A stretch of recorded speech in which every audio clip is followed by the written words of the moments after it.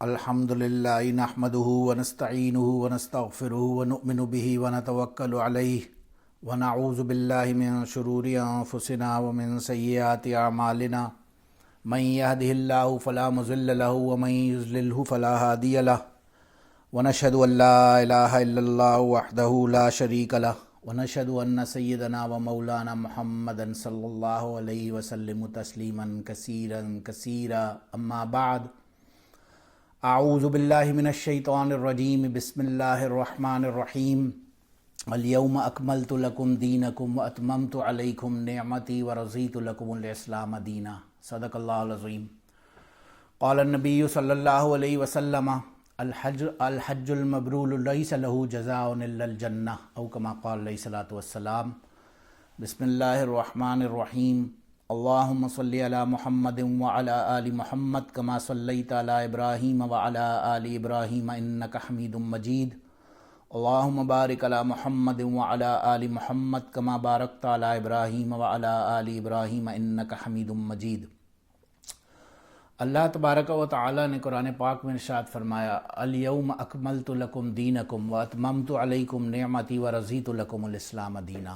ہم نے آج کے دن آپ کی اس شریعت کو مکمل کر دیا، it has been completed upon you, اور اپنی جو نعمت تھی یعنی کہ شریعت قرآن کی شکل میں وہ اتممت، اس کو ہم نے تمام کر دیا، کمپلیٹ کر دیا اپنی نعمت کو جو ہم نے تمہارے کو اپنی بلیسنگ دینی تھی شریعت کی شکل میں، اور وَرَضِيتُ لَكُمُ الْإِسْلَامَ دِينًا، اور ہم اس بات پہ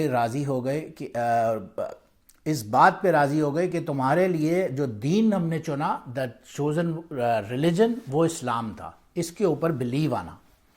ایک یہودی آیا حضرت عمر بن خطاب رضی اللہ عنہ کے پاس اور بولا کہ یہ آیت تمہارے قرآن میں اللہ نے نازل جب کی، اگر یہ ہماری کتاب میں یہ آیت نازل ہوتی تو ہم اس دن عید مناتے، اتنی پاورفل آیت ہے، اتنی زبردست آیت ہے۔ عمر بن خطاب رضی اللہ عنہ انہوں نے اس سے کہا، تم کیا مجھے بتاؤ گے کہ یہ آیت کی امپورٹنس یا ایمفسس کیا ہے؟ مجھے تم سے زیادہ پتہ ہے کہ یہ آیت کب نازل ہوئی اور کس کانٹیکس میں نازل ہوئی۔ وہ دن تھا یوم العرفہ کا دن، حج کے ٹائم پہ یہ آیت نازل ہوئی۔ پہلی بڑی بات۔ دوسری اس کے اندر عید کی ہماری خوشیوں کی یا سیلیبریشن کی جو پوائنٹ تھا، یہ یوم العرفہ، عرفات کا میدان تھا جہاں یہ آیت نازل ہوئی۔ اینڈ تھرڈ چیز انہوں نے فرمائی، یہ جمعۃ المبارک کا دن تھا جس دن یہ آیت نازل ہوئی۔ تو تم تو ایک آیت کے اوپر عید بناتے ہو، ہمارے لیے تو یہ تین گنا عید بنانے کے قابل تھی۔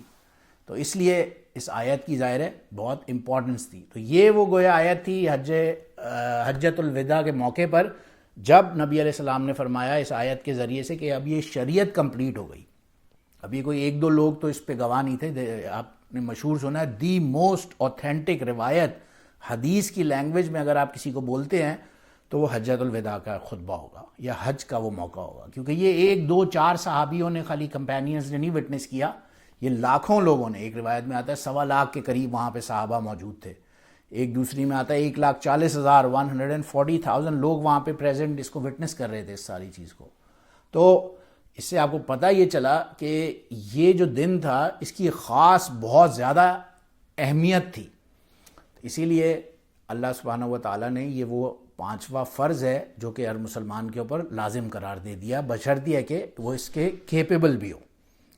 اب بات یہ ہے کہ حج تو ان اٹ سیلف ہر مسلمان پر فرض ہے ان اٹ سیلف، اور حج کے ارکان کے اوپر یہاں پہ ہم کئی گھنٹوں کی بھی بات کر سکتے ہیں، اس پہ کتابیں لکھی ہوئی ہیں، اس پہ کتنے خطبے اور بیانات موجود ہیں، چھوٹے چھوٹے مسائل ہوتے ہیں حج کے عمرے کے اپنے حوالے سے۔ تو اس کی جو طریقہ کار ہے اس کے اوپر جتنی بھی بات کریں گے وہ ظاہر ہے and the and of the day وہ بہت سارے مسائل نئے جنریٹ کرتے رہتے ہیں، تو اس کے اوپر بھی انشاءاللہ بات ہوتی رہے گی۔ لیکن مین چیز جو سوچنے کی ہے کہ کوئی بندہ حج پہ جاتا کیوں ہے یا جائے گا کیوں؟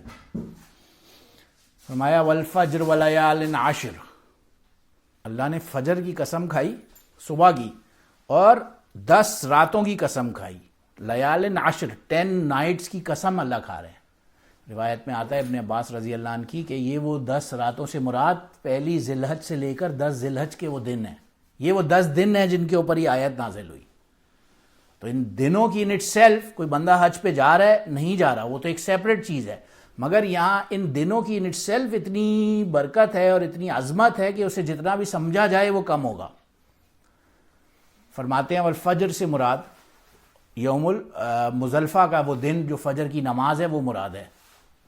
ایک روایت میں آتا ہے لیال عشر، یہ جو 10 راتیں ہیں ان اٹ سیلف، اس میں اتنے لوگوں کی مغفرت ہوتی ہے کہ جتنی بے تحاشا کسی اور دن میں ان دنوں میں مغفرت نہیں ہوتی. اسی لیے ان دنوں میں روزے رکھنے کی بہت زیادہ فضیلت بتائی گئی. یوم العرفہ کے بارے میں آتا ہے جس نے روزہ رکھا اس نے پچھلے سال اور اگلے سال کے تمام گناہ اس کے معاف ہو گئے. اب ظاہر ہے یہ حاجی کے اپنے اوپر نہیں ہوتا کہ حاجی جو وہاں پہ بیٹھا ہوا ہے ان اٹ سیلف یوم العرفہ میں وہ رکھے نہ رکھے اس سے چھوٹ ہوتی ہے، ظاہر ہے ٹف دن ہے، مگر عام طور سے اس کی بہت زیادہ ایمفسس ہے. تو بیفور اینی بڈی کہ ایون پلان کہ میں حج پہ جا رہا ہوں، میں عمرے پہ جا رہا ہوں، اس سے زیادہ ضروری اس سے پہلے اپنی نیت کو، اپنے ڈائریکشن کو صحیح کرنا ضروری ہے. ہماری جو نیت ہے، ہماری انٹینشن کیا ہے، ہم کس لیے جا رہے ہیں حج پہ. اب یہ وہ پرانے دوروں میں کا ظاہر واقعہ ہوتا ہے صحابہ کا، تو ان کے تو دین ایمان کے لیول اتنے اسٹرانگ تھے، نبی علیہ السلام نے خود بنا دیے. لیکن بعد میں بھی ایمان کا لیول اصل کیا ہے کہ میں خالص یہ کام کر کس کے لے رہا ہوں. عمر بن خطاب رضی اللہ عنہ ایک مرتبہ مسجد نبی میں آرام فرما رہے تھے تو انہیں آواز آئی کہ جاؤ جنت البقیع میں میرا فلاں بندہ ہے، اس کی مدد کرو. وہ ہڑبڑا کے اٹھے اور بھاگتے ہوئے گئے. پتہ چلا ایک بوڑھا آدمی جنت البقیع میں بیٹھا ہوا، جو سامنے قبرستان ہے، وہاں بیٹھا ہوا اللہ سے فریاد کر رہا ہے. وہ گویا تھا، he was a singer, he used to sing for his روزی روٹی کے لیے، گانا گاتا تھا. بوڑھا ہو گیا، آواز اس کی جواب دے گئی، گانے کی کیپیسٹی ختم ہو گئی. وہاں بیٹھا ہوا جنت البقیع میں اللہ سے اپنی فریاد کر رہا ہے کہ اللہ کیا کروں. پہلے جوان آدمی تھا، میری آواز لوگ سنتے تھے، مجھے کچھ دے جاتے تھے، میرا گزار بسر ہوتا تھا. اب تو ایک آواز تھی وہ بھی نہیں بچی، میں یہاں بیٹھا ہوا ہوں. اب اللہ سے وہ فریاد کر رہے ہیں اور وہاں عمر بن خطاب کو خواب میں آ رہے ہیں، وہ بھاگتے ہوئے آ رہے ہیں اس بندے کی مدد کرنے کے لیے. کس بندے کی؟ ایک گویے کی. اور وہ آتے ہیں وہاں پہ، وہ بندہ گھبرا کے کہتے ہیں امیر المومنین آپ یہاں کیسے تشریف لائے؟ وہ کہتے ہیں آیا نہیں ہوں، میں بھیجا گیا ہوں، مجھے کسی نے بھیجا ہے تمہارے لیے مدد کے لیے. تو یہ جو ایمان کا جو اصل میں جو انٹینشنز کا جو کہتے ہیں نا انما الاعمال بالنیات، intentions are based upon actions are based upon intentions. سب سے پہلے اپنی نیت کو درست کرنا ضروری ہے نا. تو اسی لیے یہ جو 10 راتیں ہیں والفجر ولیال عشر، یہ 10 کی 10 راتیں جو ہی ہیں اٹ سیلف ان کا بہت مرتبہ اور مقام ہے. ان کے اندر روزے رکھنے کی کثرت، ایمپل عبادات کا جو ہے زیادہ سے زیادہ بندے کو ماحول بنانا چاہیے. اب حج کے اوپر ان اٹ سیلف آپ اگر آتے ہیں تو حج ان اٹ سیلف چند ارکان کا نام ہے، لیکن اللہ قرآن میں کیا فرما رہا ہے؟ فمن فرض فیہن الحج، جس بندے نے اپنے اوپر حج کو فرض کیا یا کوئی حج کرنا چاہ رہا ہے تو اس کے لیے 3 کام اللہ نے فرمائے قرآن پاک میں. وہ 3 باتوں کا خیال رکھے. فمن فرض فیہن الحج، جو حج کے اوپر حج کے لیے نکلتا ہے اب، فلا رفث ولا فسوق ولا جدال فی الحج. 3 کام کرے. رفث کہتے ہیں عورت کے ساتھ ہم بستری نہ کرے، ولا رفث ولا فسوق، فسق نہ کرے، گناہ والے کام نہ کرے. ظاہر ہے ہم بستری سے مراد جائز اپنی حلال بیوی سے یا غیر کسی تعلق سے مراد ہے یہاں پہ، ظاہر ہے آف کورس. فسوق کوئی اور دوسرے گناہوں والے کام نہ کرے. اور ولا جدال، اور کسی سے لڑے جھگڑے نہیں.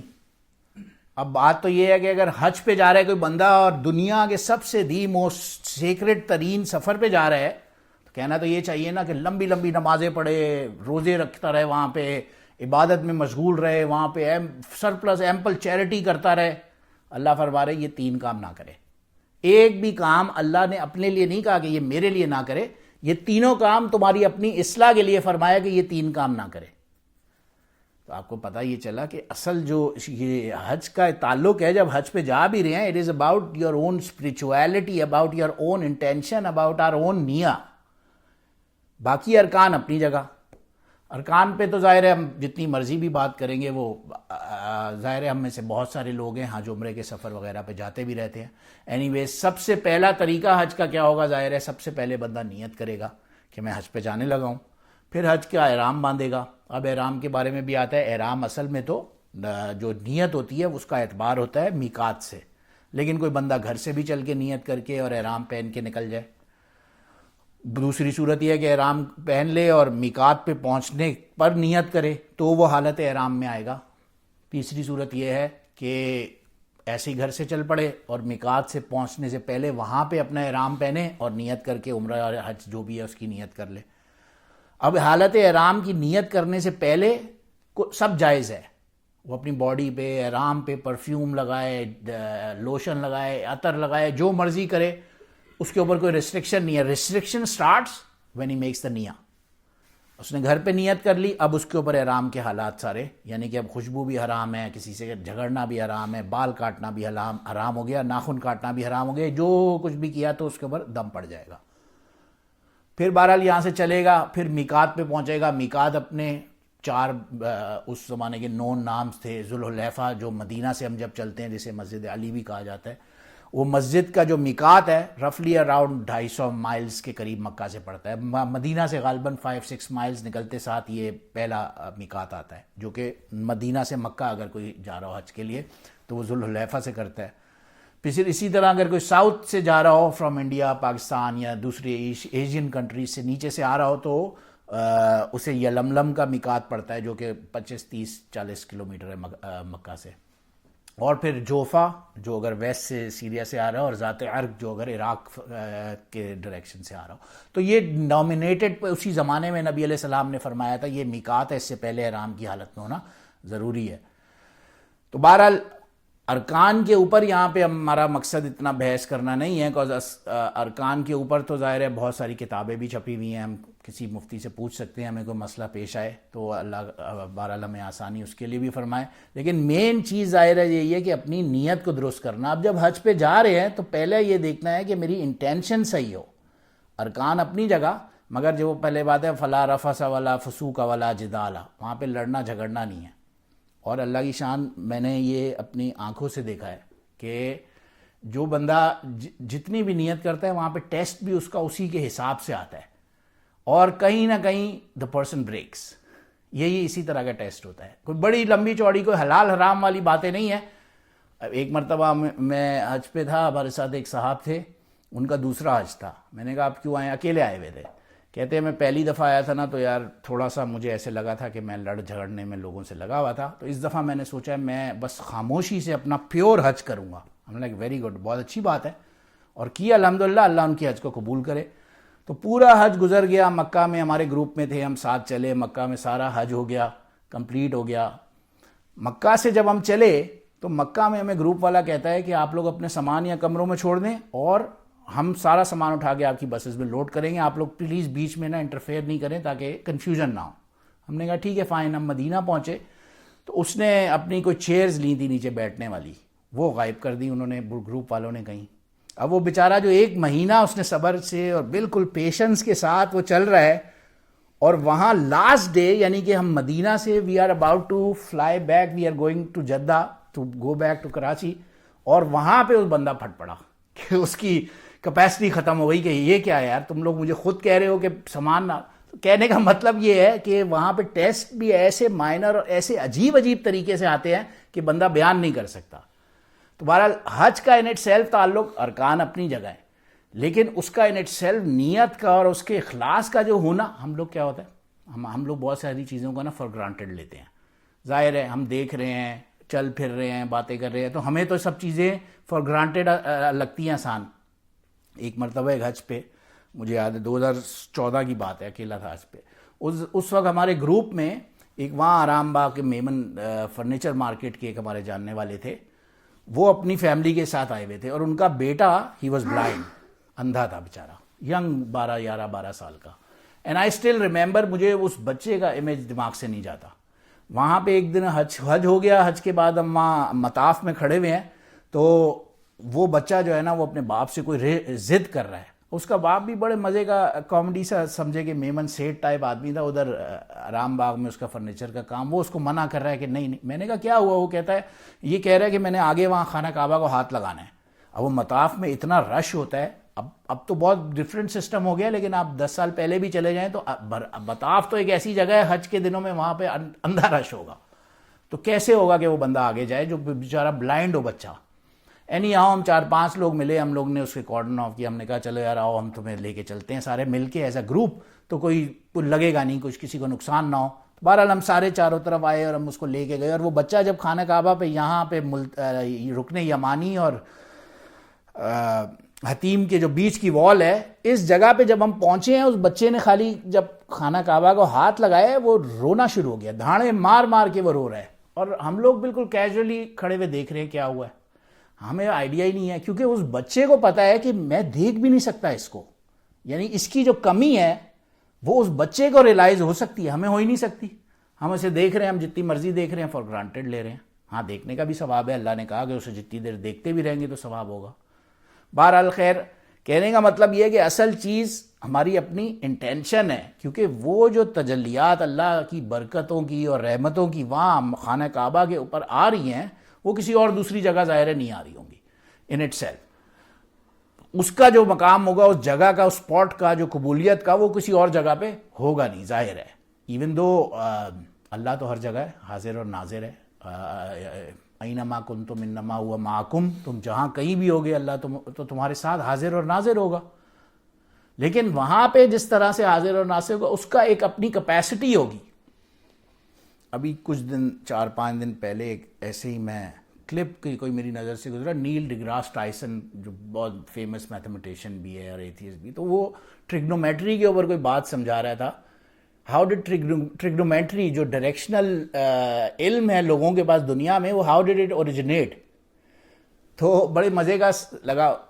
ہوا کیا ہے کہ جب اسلام آیا نا، اسلام آیا مکہ میں، مدینہ میں، اس سراؤنڈنگ میں لوگوں نے اسلام قبول کرنا شروع کیا، اور جزیرۃ العرب کے اندر اسلام آ گیا. اب جب ٹائم بعد میں آیا اور لوگ پھیلنا شروع ہوئے اور اس پیننسولا سے باہر اسلام ڈائریکشنز میں جانا شروع ہوا، تو اب لوگوں کو ظاہر دن میں 5 وقت نماز پڑھنی ہے. نماز پڑھنے کے لیے کیا کریں گے؟ سب سے پہلے اپنا جو باقی ارکان اپنی جگہ، وضو پاکی وغیرہ، اب نماز پڑھنے کے لیے کعبے کا ڈائریکشن ڈھونڈنا ہے. کعبے کا ڈائریکشن آج ہم کیسے ڈھونڈیں گے؟ ہم ایک کمپس رکھتے ہیں simple, north south east west, ہم دیکھتے ہیں یہ نارتھ ایسٹ کے ڈائریکشن میں، چلو یار یہاں پہ قبلہ ہے. آج تو ہمارے لیے بہت آسان ہے، اس وقت تو وہ قبلہ نہیں ہوتا تھا. اب 2 صورتیں ہیں، یا تو ایک میپ پڑا ہوا، اس میپ کے اندر کوئی بالکل ایک کمپس ڈال دے اور کلیئر بتا دے یہ ڈائریکشن یہاں پہ نارتھ ساؤتھ ہوگا. لیکن جب کوئی ٹریول کر رہا ہوگا تو اس وقت تو یہ نہیں ہو. تو پورا یہ جو ٹریگنومیٹری کا یہ علم یہ اوریجنیٹ کیا، یہ مسلمانوں نے کیا اس وقت. اور reason being just to find the direction of the Kaaba. That was the reason جس کی وجہ سے یہ پورا ایک نیا علم اوریجنیٹ کیا، دنیا میں شروع ہوا، اور اس سے وہ پھیلتے پھیلتے آج تو کہاں تک نالج چلی گئی. تو اس کعبے کی ان اٹ سیلف ایسی برکت ہے کہ ان اٹ سیلف ایک علم بھی جو ہے وہ خالی اسے ڈھونڈنے کے لیے اللہ سبحانہ و تعالیٰ نے سامنے ظاہر فرمایا. تو اللہ پاک ہمیں سمجھنے کی توفیق عطا فرمائے. کہنے کا مطلب یہی ہے کہ انسان اپنی نیت کو، اپنی انٹینشنز کو درست کرے اور اس ڈائریکشن کے ساتھ حج پہ جائے، حج عمرے پہ سفر پہ نکلے. سفر پہ کوئی نہیں بھی جا رہا تو ہم نے پہلے بھی ذکر کیا، یہ جو 10 راتیں آنے والی ہیں یہ ان اٹ سیلف اتنی مرتبے اور مقام والی ہیں کہ ان کے بارے میں ہمیں کتنی احادیثیں ملتی ہیں. ہم لوگ خود اگر نہیں بھی حج کیا عمرے کے سفر پہ جا رہے، لیکن یہ جو پہلے ذی الحج سے لے کر 10 ذی الحج کے دن ہیں، یہ تو ہم سب نے پانے ہیں. فرماتا ہے نبی علیہ السلام نے فرمایا جو اس دن کے کو پائے وہ ناخن اور بال نہ کاٹے ذی الحج کا جب چاند دیکھ لے.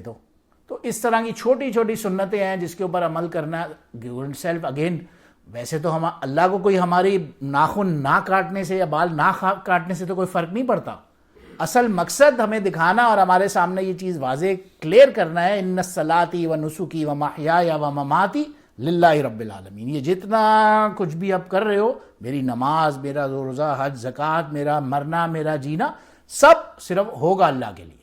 یہ انٹینشن کو درست کرنا اصل مقصد تھا. یہ انٹینشن درست ہے تو حج مبرور ہے. فرمایا نا الحج المبرور لیس لہ جزاء الا الجنہ. جس نے حج مبرور ہو گیا جس کا، اس کے لیے پھر جنت سے کم کوئی جزا اور اس کا ٹھکانہ نہیں ہوگا. حج مبرور کیسے ہوگا؟ حج مبرور ہوگا میننگ وہ اسی صورت میں ہوگا کہ جب ولا رفث ولا فسوق ولا جدال، کسی نے حج کیا، نہ کوئی بد نظری کی، نہ کسی سے لڑا جھگڑا، نہ کوئی کسی گناہ کے کام میں پڑا، یہ وہ حج مبرور اس نے پا لیا. نمازیں کم پڑھی، فرض نماز کے بعد نفل کم پڑھ لیے، کوئی مسئلہ نہیں ہے. اس نے روزے نہیں رکھے، کوئی مسئلہ نہیں ہے. تو مستحب عمل ہے، مسنون عمل ہے، رکھنے سے ثواب ملے گا، نہ رکھنے سے گناہ نہیں ملے گا. لیکن یہ کام کرنے سے اصل اس کا حج قبول ہوگا، اور اس کی جو نیت ہے اخلاص وہ اللہ کے لیے صحیح درست ہوگی. حضرت عمر بن عبدالعزیز کا ایک واقعہ کتاب میں آتا ہے نا، ایک مرتبہ ایک عورت کہیں دور عراق کے ٹاؤن سے جا رہی تھی، بہت غریب بیوہ، اپنی 5 بیٹیوں کے لیے وظیفہ لکھوانے کہ یہ میں بیوہ ہوں، غریب ہوں، میرے پاس تو کچھ ہے نہیں کھانے پینے کا، تو میری بیٹیوں کا وظیفہ لکھ دیں۔ اس کے لیے حضرت عمر بن عبدالعزیز رحمہ اللہ کے پاس تشریف لے جا رہی تھی۔ اب یہ وہ one and only I think probably جو رولر ہیں اسلام میں ایک ملے ہمیں، 2-2.5 سال ان کی خالی رولنگ پیریڈ تھا، 99 ہجری سے آئی تھنک 101 تک۔ بٹ یہ وہ ظاہر ہے اللہ والے نیک لوگوں کا تو پھر ایسے ہی معاملہ ہوتا ہے۔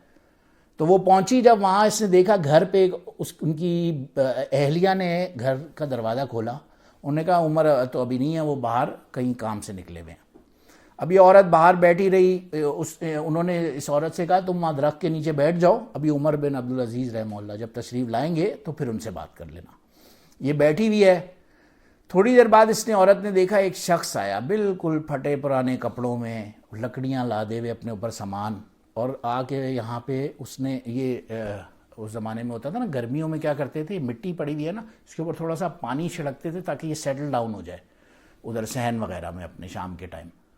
تو وہ پانی چھڑک رہے تھے اپنے باہر صحن میں، تو اس نے غلام، انہوں نے سمجھا کہ غلام ہے، اس عورت نے، اس نے اس غلام کو بولا، غلام تمہیں پتہ نہیں ہے عمر، پتہ نہیں کچھ اس طرح سے بات کی، یا ان کی اہلیہ نے ان سے کوئی بات کی، تو یہ اس کی اہلیہ کو ان کی کہتی ہے کہ آپ غلام سے کیوں بات کر رہی ہو، عمر بن عبدالعزیز کب آئیں گے؟ انہوں نے کہا یہی تو عمر بن عبدالعزیز ہے، اینی ویز یہ حکمران ہے، مسلم کے سلطنت عباسی کے خلیفہ وقت ہے، جو اس حال میں یہاں پہ پانی ڈال رہے ہیں اپنے اس۔ بہرحال یہ آئی، اس نے کہا کہ عرض کیا عمر سے کہ میں بہت غریب اور بیوہ عورت ہوں، اور یہ ہماری بچیوں کا آپ وظیفہ لکھ دیں پلیز۔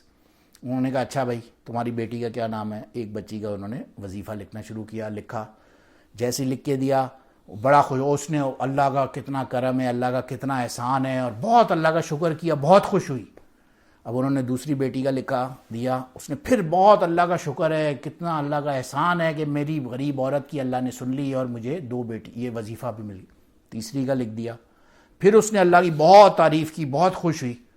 چوتھی کا بھی اس نے لکھ دیا انہوں نے، یہ اگین بہت زیادہ خوش ہوئی، لیکن اس دفعہ خوشی میں کہتی ہے آپ واقعی بہت ہی مہان انسان ہیں، کچھ اس طرح کے الفاظ استعمال کیے۔ تو وہ کہتے ہیں یہ 5ویں کا میں نہیں لکھ سکتا۔ اس نے کہا کیوں، میری 4 کا لکھ دیے، 5ویں کا بھی لکھ دیں؟ اس نے کہا نہیں، جب میں 4 کا وظیفہ لکھ رہا تھا ان چاروں کا، تو تعریف کر رہی تھی اللہ کی، عظمت بیان کر رہی تھی اللہ کی، یہ 4 کا میں نے تجھے دیا، تو نے اللہ کی خاطر مجھ سے لیا، اب جب 5ویں کا تم میری تعریفیں کرنا شروع کر دی تو نے، اب میرے لیے گوارا نہیں، کیونکہ میں جو کام کرتا ہوں وہ اللہ کے لیے کر رہا ہے، میری جو نیت تھی، اخلاص تھی، وہ اللہ کے لیے تھی۔ اب تو یہ کر کہ ان 4 کا وظیفہ لے جا، اور انہی 4 کو بولنا کہ اپنا تھوڑا تھوڑا ڈسٹریبیوٹ کر کے 5ویں کو بھی دے دیں اس میں سے، کیونکہ اب وہ کرنا مجھے مناسب نہیں۔ نیت کا، اخلاص کا ہونا کہ جب تک وہ عورت اللہ کی تعریف کر رہی ہے تب تک تو کام بھی اس کا کر رہے ہیں، جب انہوں نے دیکھا کہ یہ میری تعریف، میری ذات کی، میری تعریف کرنے پہ آ گئی ہے، وہاں پہ انہوں نے اس کام سے بنا کر دیا۔ تو بہرحال یہ انٹینشن اور نیت کی بات ہے، اس ڈائریکشنز کی بات ہے کہ اللہ کے لیے ہر کام ہوگا، جب اپنی نیت صحیح ہوگی تو خود بخود کام صحیح ہو جائے گا۔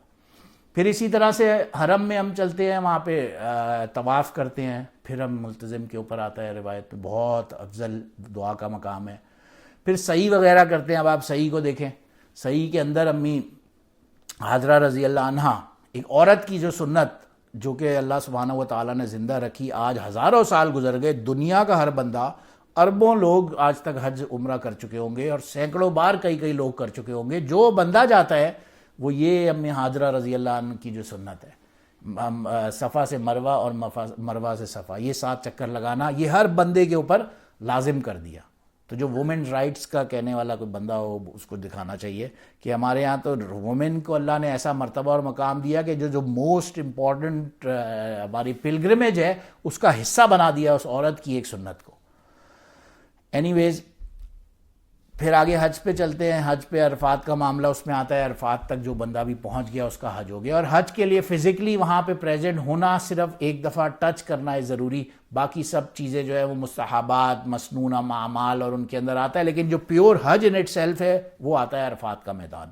عرفات میں جو بندہ پہنچ گیا گویا اس کا حج ہو گیا۔ اور جو بہت بیمار کسی وجہ سے مجبوری میں نہیں پہنچ سکا، وہ بالکل قریب سے پہنچ کے اس نے اگر ایک پتھر بھی پھینک دیا اس گراؤنڈ کے اندر تو اس کا حج ہو گیا، تو اس کا وہ فرض گویا کہ ادا ہو گیا۔ تو اللہ کا جو اعمال ہیں نا، حضرت فرماتے ہیں نا، اعمال جو ہیں وہ گنے نہیں جاتے، وہ تولے جاتے ہیں اللہ کے نزدیک۔ اللہ کے نزدیک اس سے فرق نہیں پڑتا آپ کی کاؤنٹنگ کتنی ہے، اس سے فرق پڑتا ہے کہ آپ کی اس ایک عمل بھی صحیح، بے شک کم ہو، کاؤنٹنگ میں کم ہو، لیکن اس کے اندر ویٹیج کتنا ہے۔ اصل چیز از دا ویٹیج۔ پھر حرم کا اپنی جگہ مقام، اس کے بعد جو دوسری چیز ہم حج پہ جاتے ہیں، عمرے پہ جاتے ہیں، اس کے لیے ہم نبی علیہ الصلوۃ والسلام کے روضے پاک کی زیارت کرتے ہیں۔ وہ بھی ان اٹ سیلف بہت ضروری اپنا عمل ہے۔ جس طرح آتا ہے حرم میں مکہ کے اندر ایک نماز کا 1,00,000 نمازوں کے برابر ثواب ہے، تو اسی طرح آتا ہے مسجد نبوی کے اندر ایک روایت میں آتا ہے 50,000 نمازوں کا ثواب ہے، ایک دوسری روایت میں 1000 نمازوں کا ثواب ہے، یا الگ الگ روایات پتہ چلتی رہتی ہیں۔ اسی طرح سے مسجد اقصیٰ کے اندر 50,000 نمازوں کا ثواب ہے، جو ہمارا تیسرا قبلہ ہے، تو اس کی ان اٹ سیلف ایک برکت ہے۔ لیکن وہ ایک ایسا مقام ہے، اب آپ دیکھیں مکہ کے اندر ایک ہبڑ دبڑ، ایک مارا ماری اور نفسا نفسی کا دور ہے، بھاگ رہے ہر بندہ، لیکن آپ مدینہ پہنچتے ہیں کہ وہاں پہ آپ جو اب پیس اور سرینٹی اور سکون دیکھتے ہیں، وہ مکہ کا گویا کمپیریزن ہی نہیں ہے۔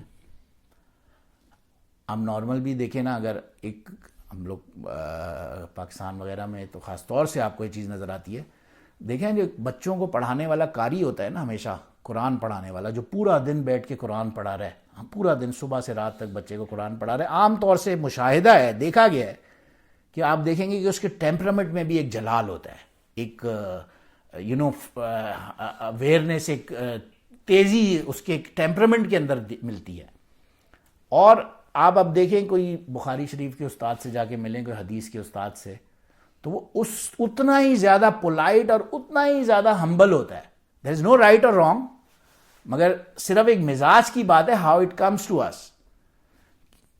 سمجھانے کے لیے۔ جیسے قرآن پاک میں اللہ نے کہا نا، لو انزلنا ھذا القرآن علی جبل لرأیتہ خاشعا متصدعا من خشیۃ اللہ، اگر ہم اس قرآن کو کسی پہاڑ پہ بھی نازل کر دیتے تو وہ ریزہ ریزہ ہو جاتا، چکنا چور ہو جاتا وہ پہاڑ۔ اب کیا بات ہے، ہم لوگ بھی، ہمارے سامنے بھی قرآن پڑھا ہوا ہے، ہم روز کھولتے ہیں، پڑھتے ہیں، ہم تو ہمارے پہ تو ایک ڈاٹ اثر نہیں ہوتا۔ اس کی وجہ یہ ہے کہ اتنا پاورفل کلام ہے، ان اٹ سیلف اس کی اتنی پاور ہے کہ یہ وہ کر سکتا ہے، لیکن ہمارے اوپر ایک احسان فرمایا نبی علیہ الصلوۃ والسلام نے کہ اسے اپنے ذریعے سے ہم تک پہنچایا۔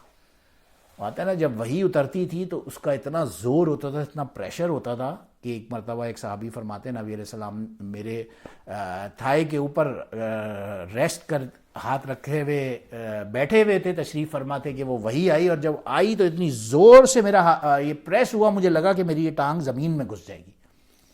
ایک دوسری روایت میں آتا ہے پہاڑ، جب نبی علیہ الصلوۃ والسلام اگر اونٹ کے اوپر سفر فرما رہے ہوتے تھے، وہی جب اترتی تھی تو وہ اونٹ اس کا بوجھ، اس کی ویٹیج برداشت نہیں کر سکتا تھا، وہ نیچے بیٹھ جاتا تھا، اتنا ویٹ ہوتا تھا۔ لیکن جب وہ نبی علیہ الصلوۃ والسلام نے سارا ویٹ اپنے قلب مبارک پہ لیا اور وہ ہمیں حلوہ بنا کے بالکل آسان سا یوں کہتے ہیں پرووائڈ کر دیا ہمارے ہاتھوں میں، تو یہی وجہ، اسی لیے آپ دیکھتے ہیں جو بھی، اسی لیے فرمایا کہ جو اللہ کا جو یہ جو کلام ہے نا، یہ جلالی کلام ہے، اسی لیے آپ مکہ میں جب بھی جا رہے ہیں تو آپ دیکھ رہے ہیں ایک جلال آپ کو کیپیسٹی کے اندر ایک صفت لوگوں کے اندر نظر آ رہی ہے، جبکہ آپ مدینہ میں جاتے ہیں تو اسی لیے نبی علیہ الصلوۃ والسلام کی جو حدیث ہے اس کے بارے میں آتا ہے ایک جمالی کلام ہے، اسی لیے اس سے جمال نظر آتا ہے، اس سے بیوٹیفیکیشن ہوتی ہے اپنے انسان کی بھی، اپنے every form of whether it's as an individual, as a society, as a member of the family, whatever it is، مگر اس سنت کے اوپر عمل کرنے سے اصل بندہ جو ہے وہ کامیابی کے اوپر پہنچتا ہے۔ اور عام جگہ تو وہ کوئی ہے نہیں، وہ تو سمجھیں کہ دنیا کے سرداروں کے سردار کا ریسٹنگ پلیس ہے جہاں پہ وہ تشریف فرما ہے، تو اس کے جانے کے جو آداب ہیں ان کا تو بہت زیادہ خاص خیال رکھنا چاہیے۔ عمر بن خطاب رضی اللہ عنہ کا بہت مشہور واقعہ آتا ہے، ابن سعد رضی اللہ عنہ نے روایت بھی فرمایا ہے، عوف بن مالک اشجعی رضی اللہ عنہ نے ایک خواب دیکھا کہ عمر بن خطاب شہید کر دیے گئے، تو انہوں نے جب عمر کو بتایا کہ یہ خواب اپنا، تو عمر رضی اللہ عنہ نے فرمایا کہ یہ کیسے ہو سکتا ہے، میں تو یہاں پہ مدینہ منورہ میں بیٹھا ہوا ہوں اور میرے تو چاروں طرف تو مسلمان ہیں، یہ وہ زمانہ ہے کہ اب تو اسلام اتنا پھیل گیا، چاروں طرف تو مسلمان ہیں، مجھے کون مارے گا؟ اور جنگ پہ جہاد پہ تو میں نکلتا نہیں ہوں، میں تو یہاں بیٹھا ہوں مدینہ منورہ میں رول کرنے کے لیے، تو چاروں طرف مسلمان ہیں، میں کیسے شہید ہو جاؤں گا؟ بہرحال لیکن ان کے دل میں ایک حسرت تھی، انہوں نے دعا مانگی، اللہم ارزقنی شہادۃ فی سبیلک واجعل موتی فی بلد رسولک صلی اللہ علیہ وسلم، کہ اللہ مجھے شہادت کی موت عطا فرما اور مجھے مسجد نبوی میں روضہ پاک صلی اللہ علیہ وسلم کے پاس ہی دفنا، شہادت وجل موتی فی بلد رسولک، اللہ کے شہر کے اندر مجھے موت عطا فرما۔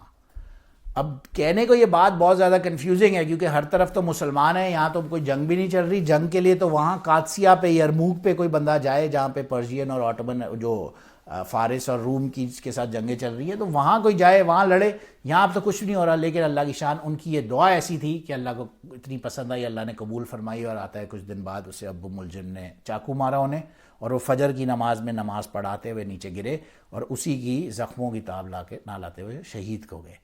تو بہرحال یہ ایک دعا مدینہ منورہ میں جب انہوں نے مانگی تو اللہ نے دکھانا یہ تھا کہنے کو کہ اگر کوئی مجھ سے شہادت بھی مانگتا ہے تو اسے میں یہیں مدینہ میں بیٹھے بیٹھے بھی دے سکتا ہوں، وَتُعِزُّ مَن تَشَاءُ وَتُذِلُّ مَن تَشَاءُ۔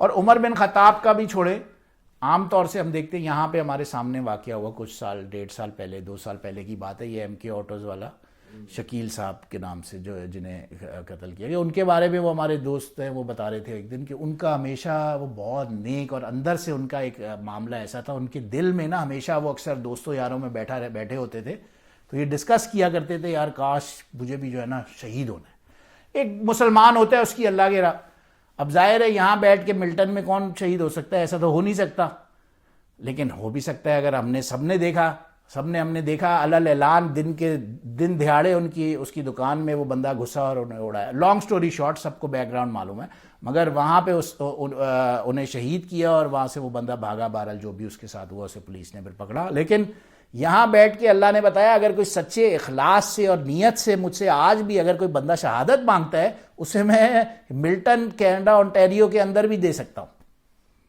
ضرورت نہیں ہے میرے یہاں پہ آنے کی ضرورت تو ہے، نعوذ باللہ ایسے نہیں کہنا چاہیے، لیکن جو بندے کی اخلاص اور نیت ہوگی جہاں بیٹھا ہوگا اس کو وہاں مل جائے گا۔ عمر بن خطاب مدینہ میں شہید ہو سکتے ہیں، کوئی کہیں اور ہو سکتا ہے، کوئی کسی اور جگہ پہ ہو سکتا ہے، تو یہ اللہ کے ہاتھ میں ہے، اس میں ہمارے اندر وہ پاور نہیں کہ ہمیں سے روک سکے۔ تو نبی علیہ السلام کا مرتبہ اور مقام کو جتنا ہم لوگ سمجھیں وہ کم ہوگا، کیونکہ ظاہر ہے یہ پوری شریعت اگر ہمارے اوپر آئی ہے تو وہ ہمارے اوپر نبی علیہ السلام کا احسان مبارک ہے۔ ایک واقعے کے اوپر اس بات کو انشاءاللہ ختم کرنے کی کوشش کرتے ہیں۔ ظاہر ہے ارکان کے اوپر ہم بات زیادہ کریں گے، جتنی بھی ارکان تو ہم سب آن اینڈ آف ریوائز کرتے ہی رہتے ہیں، لیکن ایک مشہور واقعہ ایک کتاب میں ایک دن ملا، سلطان عبد الحمید رحمہ اللہ جو کہ آٹومن خلیفٹ کے لاسٹ خلیفہ تھے، جن کا ٹائم پورا گزرا in times of those wars when, جو ایک طرف یہودی مشرق وسطیٰ میں اپنا لینڈ بنانے کے لیے لڑ رہے تھے، دوسری طرف برٹش آٹومن امپائرز کو توڑنے پہ لگے ہوئے تھے، اب یہ وہ دور ہے، یہ لڑائی کر رہے تھے، لیکن بہرحال ہوں گے نیک اللہ والے، ان کا ایک واقعہ ملا کہیں پہ لکھا ہوا۔ ایک مرتبہ ان کے پاس ایک بندہ آیا اور ان کے وزیر سے کہا کہ جاؤ سلطان عبد الحمید کو بولو تم پر میرا قرض ہے۔ تو وہ بندہ کہتا ہے تم پاگل تو نہیں ہو گیا، جا یہاں سے، کون ہے تو بھائی؟ انہوں نے کہا جاؤ سلطان عبد الحمید کو بولو میرا میسج دو کہ ان کے اوپر میرا قرض ہے اور مجھے وہ چاہیے۔ اب وہ بہرحال وہ بندہ حیران کہ یہ کیا بندہ ہے، یہ آ کے بول رہا ہے سلطان کا قرض کے اوپر میرا قرض ہے۔ وہ گیا سلطان عبد الحمید کو بتایا، اس نے کہا یہ کیسا ہے، کون، مے بی کوئی پاگل ہے، نمونہ ہے، کون ہے، لے کے آؤ اس کو، بات کرتے ہیں اس سے۔ وہ شخص اندر لایا گیا تو وہ کہتا ہے کہ پرسوں رات یا کل رات کو یہ بتاتا ہے کہ مجھے خواب میں نبی علیہ السلام کی زیارت ہوئی، بہت کوئی وہ غریب تھا، کسی جگہ پہ قرضوں میں پھنسا ہوا تھا، بہت نیک اللہ والا کوئی آدمی تھا، قرضوں میں ایسا پھنسا ہوا تھا اتنی بری طرح سے کسی طرح سے کہ نکل نہیں پا رہا تھا۔ تو بہرحال واقعے میں آتا ہے کہ اس بندے نے کہا کہ مجھے نبی علیہ السلام کی زیارت ہوئی اور انہوں نے مجھ سے کہا کہ جاؤ سلطان عبد الحمید سے پیسے لے لو، اور اگر وہ پوچھے تو اس کو بولنا کہ تم روز رات کو سونے سے پہلے 1000 مرتبہ مجھ پر درود شریف پڑھتے ہو اور کل تم وہ پڑھنا بھول گئے تھے۔ تو یہ وہ دلیل ہوگی جس کی وجہ سے وہ پہچانے گا کہ خواب صحیح ہے۔ وہ یہ جب خواب اس نے سنایا تو سلطان عبد الحمید ایک دم چونک کے یکا ایک دم سن ہو گیا کہ یہ کیا بول رہا ہے۔ پھر اس نے اپنے وزیر کو بتایا کہ ہاں یہ ایسا واقعی ہوا تھا، پرسوں رات میں کسی کاموں کی وجہ سے اتنا زیادہ پورا دن کا تھکا ہوا مجبور تھا کہ پرسوں رات میں وہ 1000 مرتبہ درود شریف پڑھنا بھول گیا تھا۔ تو اب اس کے عوض بہرحال نبی علیہ الصلوۃ والسلام کا حکم تھا، وہ بندہ آیا، اس نے کہا کہ بتاؤ کہ جو بھی اس کی مالی ضرورت تھی اس سے ملٹی فولڈز اسے دے کے فارغ کیا، اور بہرحال وہ اپنی جگہ اسے جو اس کے جتنی ڈیمانڈ تھی، جو اس کی ریکوائرمنٹ تھی وہ پوری کی، اور اسے نام اکرام کر کے واپس کیا، اور بہت خوش ہوئے کہ یعنی کہ اللہ کے رسول صلی اللہ علیہ وسلم نے ہمیں مجھے یاد رکھا اپنی حدیث۔ تو جو اللہ کے رسول صلی اللہ علیہ وسلم کو یاد رکھے گا، اللہ کے رسول صلی اللہ علیہ وسلم اس کو یاد رکھے گی، اس میں کوئی ایسی بات ہے نہیں۔ ایسے بے تحاشا واقعات ہمیں ملتے ہیں، بے تحاشا واقعات ہمیں ملتے ہیں۔ بہرحال یہ بات کو ہم یہاں پہ انشاءاللہ ریپ اپ ہی کرتے ہیں، کوشش کرتے ہیں اللہ پاک مین چیز ہمیں سمجھنے کی یہاں پہ توفیق عطا فرمائے کہ حج ہو، عمرہ ہو، یا یہ آنے والے جو دن ہیں، اس میں مین اعمال کا کرنا یہ ایک اپنی جگہ ہے۔ اعمال تو بالکل زیادہ سے زیادہ کرنے ہی ہونا چاہیے انسان کو، لیکن اصل چیز جو ہے وہ اپنی نیت کی درستگی، اپنا جو انٹینشن ہے اس کو صحیح کرنا ہے، کیونکہ وہی صحیح نہیں ہے تو گویا وہ بکری کی مثال ہوتی ہے جو دودھ تو بہت دیتی ہے لیکن بعد میں مینگنیاں کر دیتی ہے اس میں، تو اس دودھ کا کیا فائدہ؟ تو بے شک دودھ تھوڑا ہو لیکن بعد میں اس میں مینگنیاں نہ کیجیے۔ اللہ پاک ہمیں بات سمجھنے کی توفیق عطا فرمائے۔ وآخر دعوانا الحمدللہ رب العالمین۔ سبحان ربک رب العزت عما یصفون وسلام علی المرسلین والحمدللہ رب العالمین۔